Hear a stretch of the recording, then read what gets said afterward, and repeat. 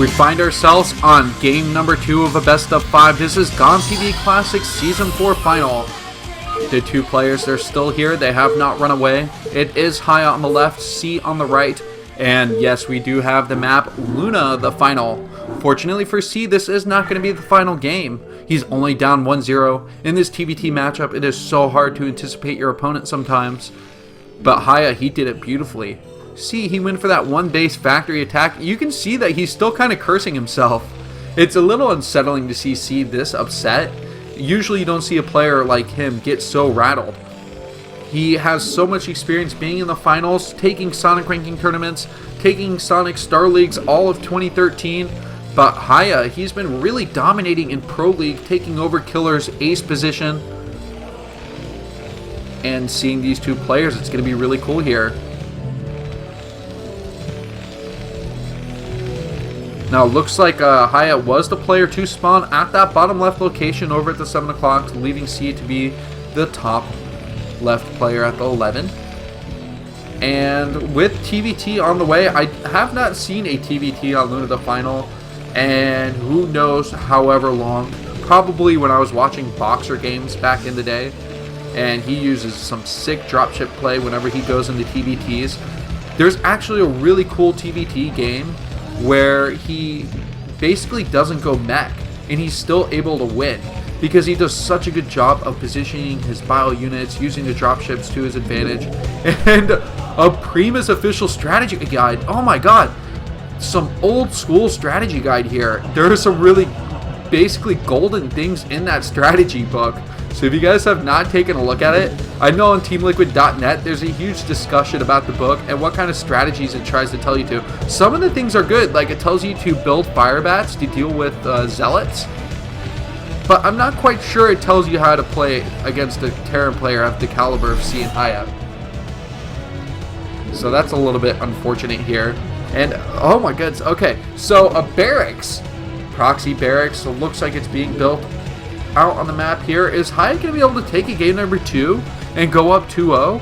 If he brings this to the ace match and brings this to game number 3 with a 2-0 lead, I'm not sure C will come back. Another shout out to the Fishy King, and he is the Magikarp. So I think Haya doesn't quite look like a Magikarp anymore, so it's quite hilarious how people still kind of keep up with the rumors. When he was younger, he did have a much more slender face, and it looks like his lips did kind of look quite like the Magikarp. And I'm not sure what that says in Korean, but that's okay. We're going to push through this as there's a barracks outside of that natural. It looks like a Marine is already making its way towards the top left corner because Haya did some early scouting. He wants to see where his opponent is. This is a 4-player map. And I'm just excited to see how this is going to play out. Guys, TVT can be so cool. Last game, that was really exciting. Seeing those 2 starports come up, having the cloaked wraiths counter that 1 base pressure. Most of us probably wouldn't have think to throw down starports. That's such huge game sense here. And now there is SCV running around inside that main base of Haya. The refinery is up, and it's looking like a 1 base game versus a 2 base game again. Kind of with the roles reversed.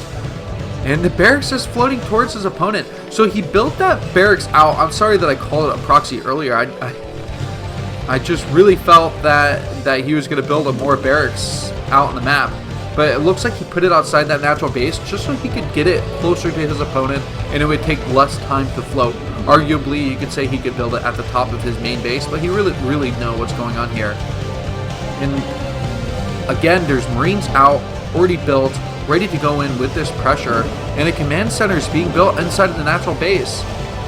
So as soon as we get that allied victory screen out of the way here, maybe the observers wanted to un-ally his opponent.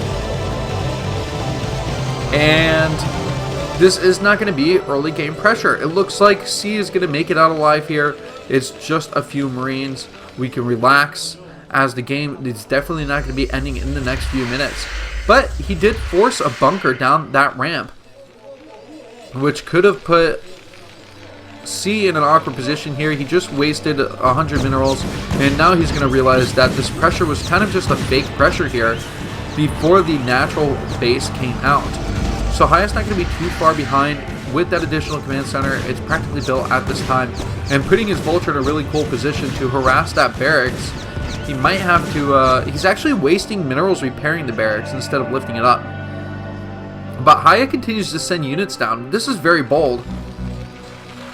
After you saw the last game, wouldn't you think that he would just basically steal Haya's build and go straight for the starports like last time? But he's a really good mech player. It would be almost a mistake to not stick to refineries and go with that mech style play, because he can really play the positional game so easily here and almost losing those Marines. And this is insane pressure. I've never quite seen an opening like this, but the SCVs are just bum rushing the tank here. Is he going to be able to get that tank? The SCVs in range, and a lot of damage coming out for that bunker and those 2 Vultures. I guess that's 1 Vulture. I was getting the colors mixed up. Do not think that they have doubled in Vulture count, but still a hold. C has not been able to bust down completely that choke point outside of his natural base. And it looks like the barracks are just going to be laying right on top of each other. This is crazy. The lost mining time and the SCVs that actually died right there put Haya possibly ahead from that harassment. I don't think you can look at it any other way. And the SCV out-repaired that tank. Why didn't he bring enough SCVs? It looks like he's continuing to put him in some really bad positional play here. And basically, you have this huge defender's advantage as a Terran player. You should be able to get your units out faster and keep this at bay. But C looks like he's so flustered here. And he loses another tank. 1 tank still remaining for Haya. And I think that C's really lost too many SCVs inside of his main base. He's not able to get out here.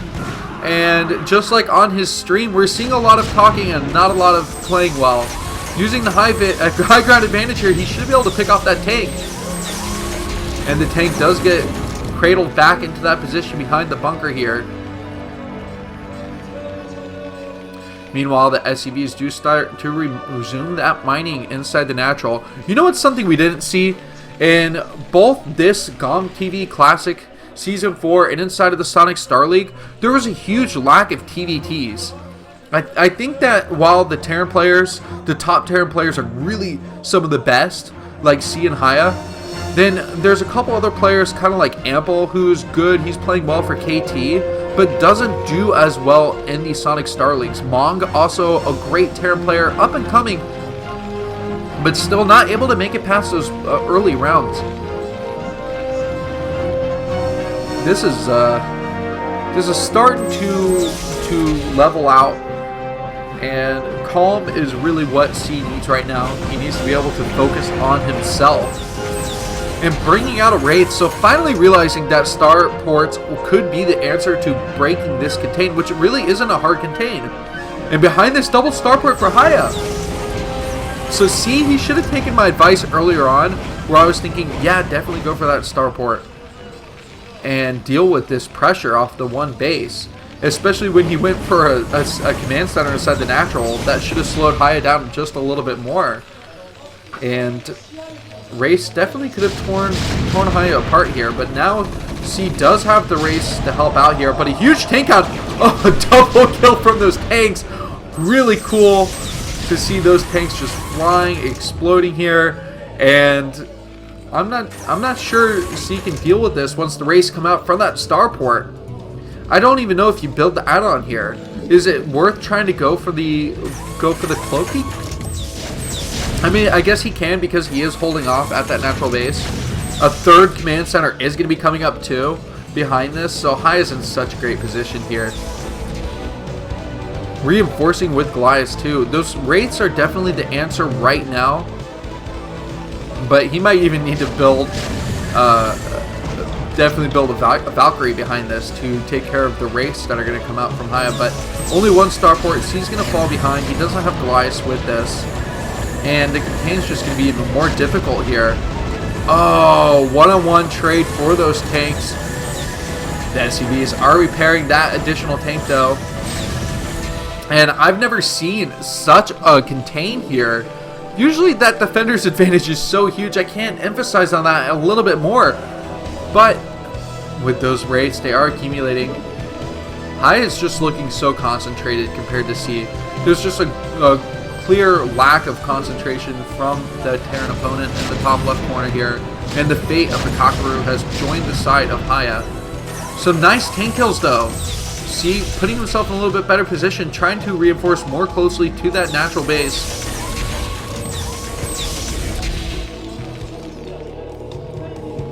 With those tanks reinforcing from the main, it looks like that Haya can hold here. C might pick up that there are less tanks coming out, and finally an armory is being built, but it's just a little bit too late. Like we've been focusing on, we've been able to see what kind of units are coming out from that main base. Cheating kind of lets us know that even though C might bust out of this, he's going to be so far behind, especially with that additional command center here. And now the Wraiths are coming in. These tanks are going to fall so quickly here. There's nothing to deal with it. Unsieging the tanks, he can't pull them back. They're actually really low in health. Only 4 or 5 Wraiths can pick off a tank so quickly, even with that low air-to-ground damage here. And look at those Spider Mines. Are the Spider Mines going to pick off kills here? At least the Spider Mines are going to be able to go to work. But C's not even able to exit out with those harassing vultures. Unfortunately, there's a dropship here that won't be able to get much done. Gets taken out so quickly. And the Goliaths will be able to push back the Wraiths for now. And additionally, the control tower is being built. Cloak can finally be researched behind this. But C's pushing out, and this is pretty much his like all-in move. Because once he gets exposed out in this open field here, he really can't defend. So he just can't lose any units. And unfortunately, a GG comes out. Hai is taking game number 2. Is he going to be our new GOM TV Classic winner? Is he going to be holding the crown until we see another GOM XP tournament? It is quite possible. Game 2 going in his favor. It is 2-0, and I will see you guys in game number 3.